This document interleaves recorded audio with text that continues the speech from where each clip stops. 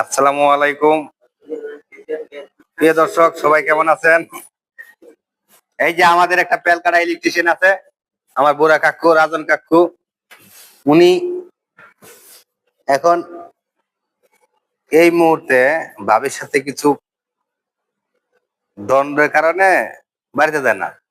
তো উনি আবার চিন্তা করতেছে একখান বিয়ে করবে। তো বিবাহিত যারা আছে, যে স্বামী স্বামী চলে গেছে পালাইতে,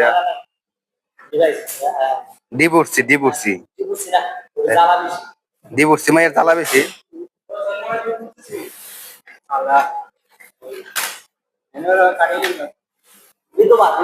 বিধবা মানে জামাই মরে গেছে, এখন যদি ও মরছে না, মরছে না, ও পিডিয়া মেরে লাগছে, তুই বুঝবি কিভাবে?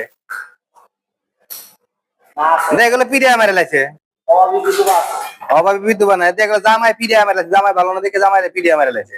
সেখানে বোঝা যাবো তোকে বিয়া করবি, তোকে পিডিয়া মেরে লাবো।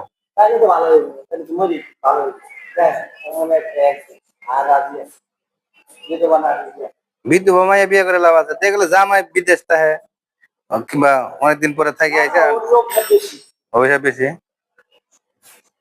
দেখলো জামাই ফালাতে চলে গেছে, আবার একটা দুইটা বাচ্চা আছে, ওখানে নিতে নিতে আগ্রহী। কাকু কি কও?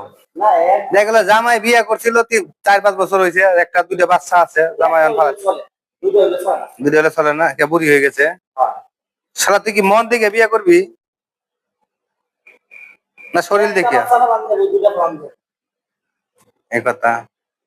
ঠিক আছে দর্শক, আমার এই কাকু বিয়ে করবে। যদি ওইরকম কোনো মেয়ে কিংবা আপদ থেকে থাকেন, আমি ওনার নাম্বারটা ডেসক্রিপশনে দিয়ে দেবো, আপনি ওনার সাথে যোগাযোগ করতে পারেন। আসসালামু আলাইকুম।